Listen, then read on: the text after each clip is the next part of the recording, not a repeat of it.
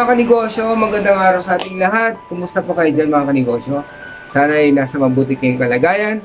Salamat po sa Diyos at tayo'y binigyan ng muli na mabuting pagkakataon. Mga kanegosyo ay mayroon kasi tayong isang kanegosyo na nag-request sa atin na i-discuss ko or i-share ko yung ang tungkol sa jewelry. Ano po? Bali, gusto ko muna malaman ninyo mga kanegosyo, ako'y isang appraiser sa isang kilala at bantog na pawn shop company. Kaya ko sinabing bantog dahil nakakita mo kahit sa buong Pilipinas, no? For almost 20 years, nag-a-appraise po ako doon mga kanegosyo. Ngayon po mga kanegosyo, maganda itong isi-share ko sa inyo na itong alahas kasi dapat po magandang investment ang alahas. Alam naman natin yan dahil napakabilis tumaas ang presyo ng alahas. Ano po? Tapos, pag gusto niyo naman pong magbabuy and sell ng alahas, dapat po may mga idea po kayo o may nalalaman kayo when it comes to appraising, when it comes to jewelry. Ano po, yung mga markings, lalong-lalo na yung mga markings ng jewelry. Ano po. Ngayon, pag-uusapan natin, no, ang tungkol sa mga precious metals. Po, silver, gold, yung white gold, platinum, at palladium. Ano po mga kanegosyo? Ngayon po, mag-start muna tayo sa silver, mga kanegosyo. Ang silver po kasi, most commonly, ang tatak niya, 925. No?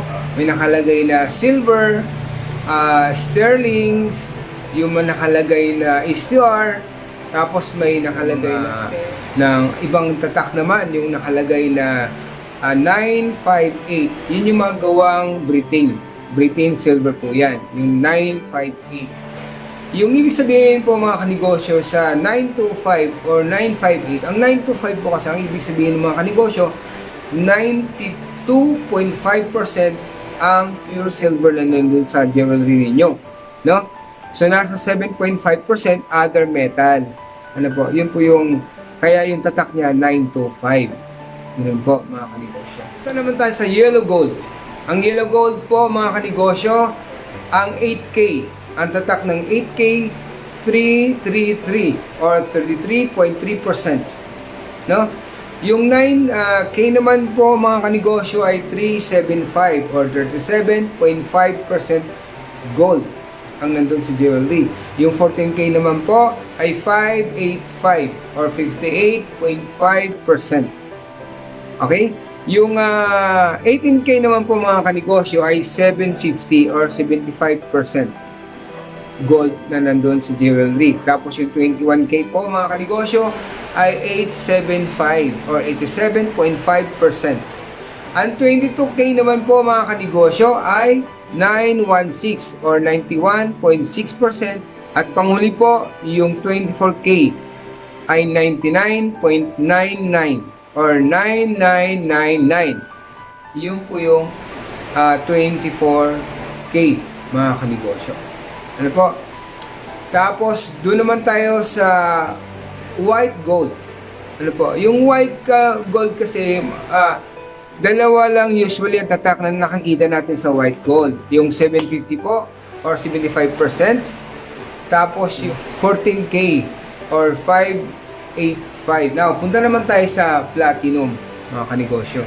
Yung platinum po kasi mga kanegosyo, no, bibigyan ko lang kayo ng idea. Yung platinum at palladium ay magkakapamilya po yan.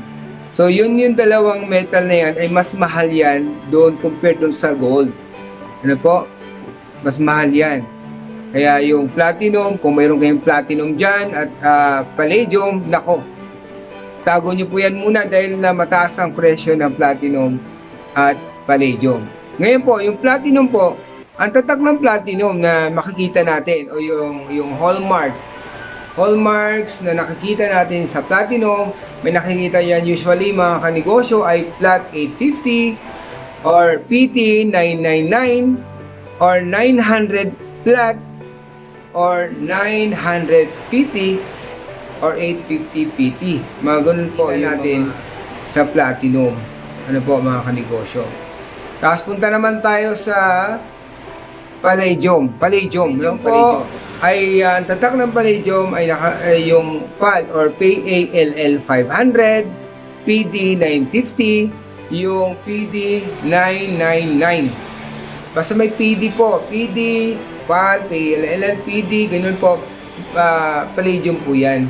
So yung figure, yung number niya, yung 950 at saka 999, magkatulad dun sa platinum. Ang palatandaan nyo lang, na yung diferensya niya na palladium siya or platinum siya, yung platinum po may nakalagay na PT or flat. No? Yung palladium naman ay nakalagay naman yung PD or PLLL, PALL at PD, ganun po, may nakalagay doon na letra, no? PD999, ganun po ang mga palatandaan na yan ay palladium.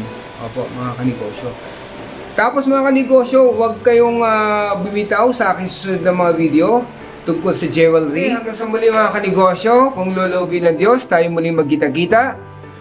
Shout out muna sa aking mga in-laws dyan sa Australia, kay Philip and Shari Trust, kay Arnold Bingoy dyan sa Imus Cavite, kay Gerald Villarreal dyan sa Imus Cavite, kay Ace Castro sa may Dasmariñas Cavite, si Dennis Portiliano sa Las Piñas, si Topher at si Raquel Di Guzman, at si Owe Herrero at si Sheila Arellano. Bye bye mga kanegosyo, hanggang sa muli po.